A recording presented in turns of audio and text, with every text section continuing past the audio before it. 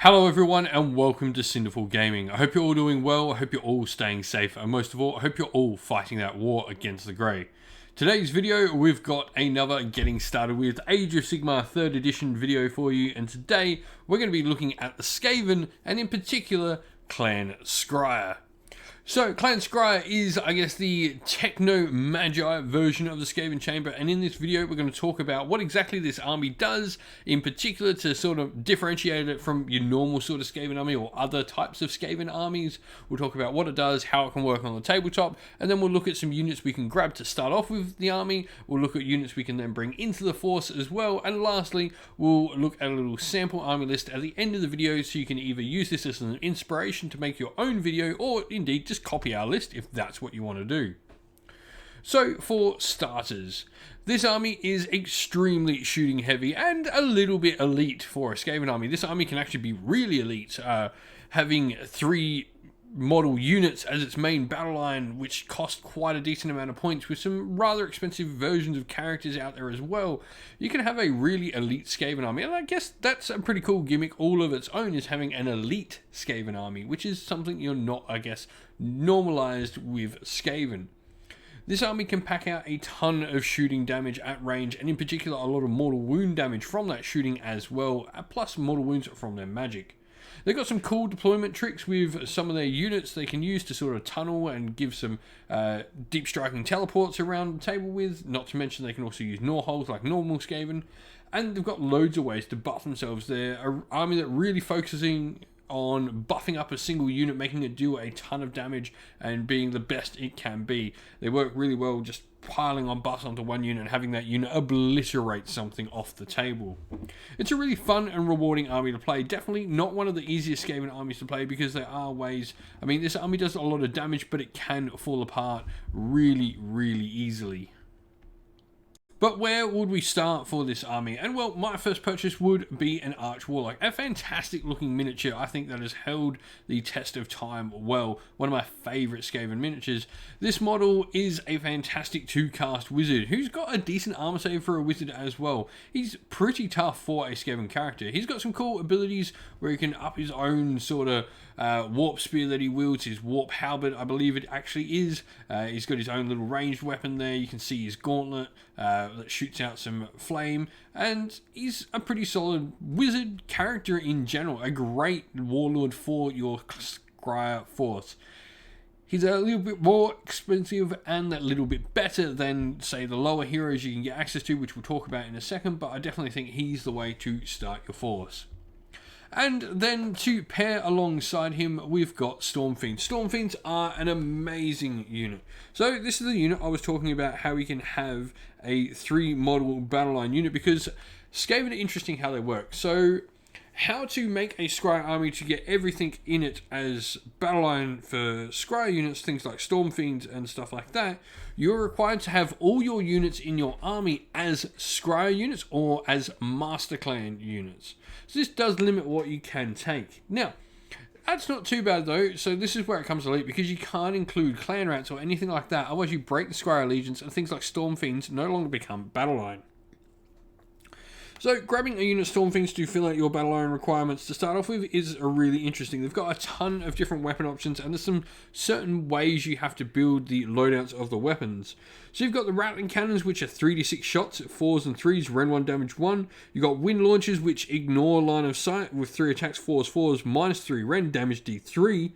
You've got Warp Fire Projectors, which deal some mortal wounds at close range, and then you've got a bunch of different combat weapons, from Doomflayer Gauntlets doing 2d3 attacks at D3 damage, Grinder Fists 4 attacks at 2 damage, or some Shock Gauntlets for some extra damage. The Doomflayer Gauntlets add 1 to the hit rolls if it made a charge move, and the Grinder Fists allowed you to tunnel, teleport, and deploy from reserve. Shock Gauntlets give D6 hits for every 6 they roll, much like, I guess, Putrid Blight Kings. And there's some other things cool as well. So you've also got Warpstone Laced Armor, giving some extra wounds on particular models that you have as well in the unit. There's a bunch of really interesting sort of combinations you can work around with this unit, and there are certain ways you have to build them as mentioned, but it is just a fantastic unit with a load of different options and ways you can build it out that can do a ton of damage. Some of these weapons, when you apply some of the buffs like +1 damage, can do really great things, you know, like 3d6 attacks with at 2 damage is rather scary. And so, looking to expand upon this force, we have Skryre Acolytes. Skryre Acolytes are a really interesting unit. So they come in units of 5 and they are pretty flimsy with a 6-up save and 1 wound. We've got their Poison Wind Globe though, which is 8-inch range, but 1 attack 4 and 4, Rend 2, damage D3, which is pretty cool. And you add 1 to hit rolls for attacks made with this unit if the target unit has 10 or more models. They can also run and shoot. So in essence, they've got a 14-inch threat range plus their run, so 20 inches of threat range for this unit is pretty nice. If they hit something, a large unit, they can really do some serious damage to your opponent's larger units if they've got 10 or more models. Not to mention you could use things like all-out attack if you've got a character nearby them and stuff like that. A really solid unit. They're also battle line if you're playing in a full Skryre army. And so we've got Warlock Engineers and Bombardiers. These are our next sort of characters. They are little sort of minor versions of the Arch Warlock. Great for adding additional buff pieces that allow you to use more of your Skryre abilities around them. Extra little wizards, they can do some nice little buffing. That's really what they're here for. The Bombardier, which is the model I haven't got pictured here, has a cool little Doom rocket, which is he can supercharge his rocket to do a tremendous amount of damage, though he may just blow himself up. Weapon teams come in a variety of different forms. The one I've got pitched here, the Rattling Gun, is a literal Gatling cannon. It is amazing. 2d6 shots out of this buddy, and you know, like the Storm Fiends, putting +1 damage on them is a really great buff. You've got Warp Fire Throwers as well, which do mortal wounds at close range. You've got the Doom Flayers, which are a close combat weapon team, and then you've also got the Warp Grinders, which are a tunneling team allowing units to pair alongside them to tunnel up the board. Warp Lightning Cannons is the last thing I recommend. A fantastic artillery piece for your Skaven army. They've got a really interesting shooting mechanic and generally can't be sort of targeted with minus to hit penalties thanks to how their shooting mechanic works. They do a ton of mortal wounds and they can be rather powerful. Sticking those Warlock Engineers near them to get some extra buffs out of them is really fun. A great another piece.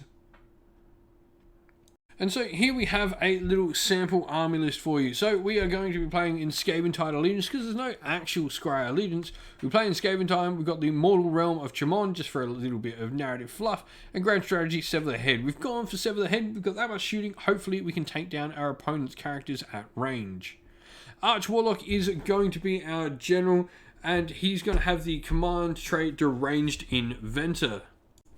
So what Deranged Inventor gives us is, at the start of the shooting phase, you can pick one friendly Clan Skryre unit that is wholly within 13 inch of this general, and you can reroll hit rolls for their attacks made with that unit's missile weapons. Pretty nice. He's then going to have an artifact called the Vigor Dust Injector, which is another one of the cool artifacts, just giving him some extra bonuses to a unit nearby him, allowing them to get some extra damage out through various means of which allows you to add 1 to both their charge and hit rolls until your next phase. The +1 to hit is for shooting and melee. This is particularly good on units of ours that are good in both combat and shooting. Things like Storm Fiends really take this buff particularly well. For his spell, we're going to go with more Warp Power, which is a really fun spell. So you can reroll hit rolls and wound rolls for a unit that you target with a spell until your next hero phase. There's a ton of buffs coming out of this guy, and units nearby him are going to be able to take a lot of extra buffing. So you're going to be able to get multiple targets in here. One from like Deranged Inventor. You can then use more Warp Power on a different unit. You've got the ability to use Warp Spark tokens on other units as well. Some nice ways to get a ton of buffs into the rest of your force. And so now we're going with 3 Storm Fiends as our battle line. I guess this one's really up to you. I always recommend taking that Rattling Cannon. The +1 damage on that Rattling Cannon is absolutely amazing. 10 Skryre Acolytes and then a unit of 5 Skryre Acolytes as well, filling out and just giving us some numbers and some bodies, and then a Rattling Gun as well for good measure. I really like the Rattling Gun. I think it takes the +1 damage buff really well. Once again, this thing can just pack out a ton of damage for its points cost.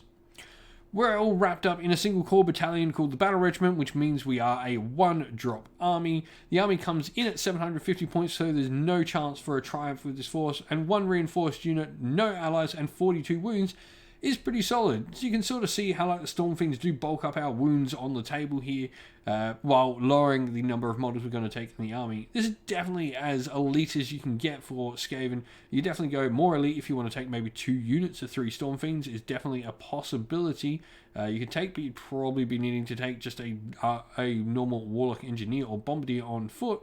But you've got plenty of options. You could easily swap out some of those Skryre Acolytes for another Rattling Gun. You could play around, try and find the room for a Warp Fire Thrower in there if that's what you want, or potentially even a Warp Grinder for some cool tunneling tricks with those Storm Fiends. That's it for the list though. If you've been playing Skaven, in particular as Clan Skryre and the new edition of Warhammer Age of Sigmar, let us know in the comments below how you've been going and what you've been up to with your army. And so that's the end of the video. If you enjoyed it, please don't forget to leave a like and subscribe to the channel. And while you're at it, leave us a comment and let us know what you liked about the video. If you'd like to come chat more with me and other members of our fine community we've got going at Cinderful Gaming, you can do so by following the link in the description of the video to our Discord server. Lastly, if you'd like to help support the channel in another way, you can do so either by joining our Patreon or YouTube members. Our Patreon and YouTube members help decide what content we do on the channel.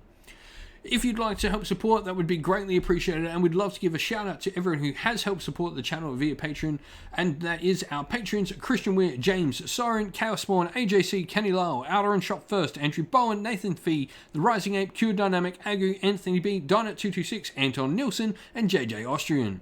And a special thank you to our YouTube members who, by the way, don't forget when we've got live streams and in the comments you can use our special emojis on YouTube.